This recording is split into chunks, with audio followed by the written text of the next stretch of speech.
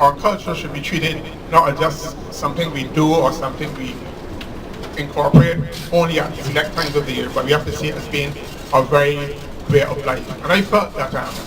we needed to start putting on record achievements, practices, customs, social existence, or cultural practices for future reference, for future generations. It pains me that I can go online or elsewhere and read about the ancient history of cultural or social history of Greece or Rome or Egypt or France or Britain, but we cannot do similar things in Barbados except if you go back to Schomburg long ago, written from a non-Barbadian perspective. And therefore I think that we have to record permanently our culture to show that we too contributed to the existence of Barbados and to the world, that we too contributed to human civilization in general, and that we were not just busily utilizing other people's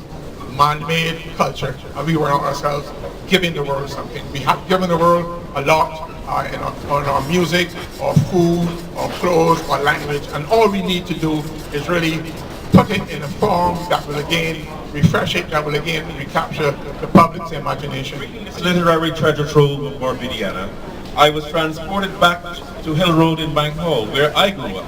and most of what Glyne experienced as a boy in Schooners Hill was my own very experience. The Hamilton, the Chaparita, and all the other unique village cultural interplay mimicked and mirrored what for me was my boyhood days, and certainly it was also Glyne's. Not to be forgotten in this book are our literary treasures, such as the late Frank Cullimore and Louis Lynch, who expounded on the importance of preserving various facets of our Barbadian heritage. Their words of wisdom seem to have fallen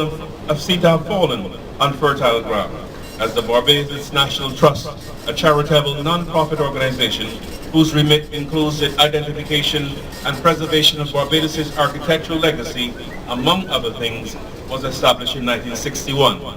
subsequent to the writings of these two great icons. The essence of works by Professors Sir Hilary Beckles and Henry Fraser, Jill Walker and Sue True on another architectural gem, the Chattel House, has also been worthily included and lauded in Glyne's book.